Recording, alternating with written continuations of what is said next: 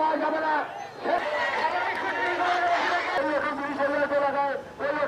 আমার সন্তান দুটোর কি হবে, আমার কি হবে?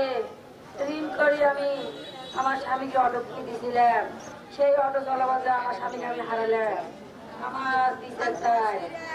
আমার সন্তান দুটার ভবিষ্যৎ অন্ধকার করিয়ে দিল তারা, তাদের আমি ফাঁসি চাই। আমার মতন জানি আর কেউ অসহায় না হয়, কোনো ভাই বোন জানি হারায় না, কোনো ভাই বোন জানি তার ভাইও হারায় না, কোনো বোন জানি তার স্বামী হারায় না। আমার স্বামী একদিন খবর বিক্রি করতো, আজকে আমার স্বামীর খবর সারা বাংলাদেশে পৌঁছে গেছে। আমি এর কষ্ট সহ্য করতে পারতেছি না, আমি বিচার চাই, আমি ফাঁসি চাই। আমার মনে বিধবা, কোনো বিধবা না হয়, কোনো সন্তান ছেলেকে না হারায়, তার আমরা বিচার চাই। তার সেই খুনি আমার ফাঁসি চাই। আজ আমার চুলা বাচ্চার কি হবে তার বিচার চাই। কোনো আমাদের সামনে আসুন। তোমার মেয়েটা চেয়েছে, তার মেয়েটা আমরা গতকাল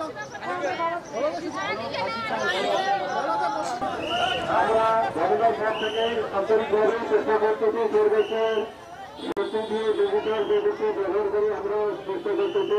আপনারা যারা আমার সঙ্গে আমার কাজে বলতেছিলেন তারা অবশ্যই দেখতেছেন যে আমাদের সঙ্গে কীভাবে কাজ করতেছে।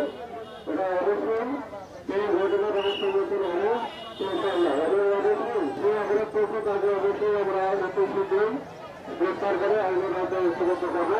আপনারা একটু সবাই 2024 একটু মনোযোগ করবেন আমাদের তদন্ত করবে। ধন্যবাদ সবাইকে। আপনারা একটু দয়া করে রাস্তাটা ছাড়েন এবং আমার কাজে সহায়তা করেন। ইনশাআল্লাহ আমরা রাস্তা সবাই বিচার পাওয়া যাবে না, সেই কারণে আপনাদেরকে অনুরোধ করছি আপনারা আমরা জামায়াতের পক্ষ থেকে বিশ্বাস পক্ষ করবো এই বিষয়ে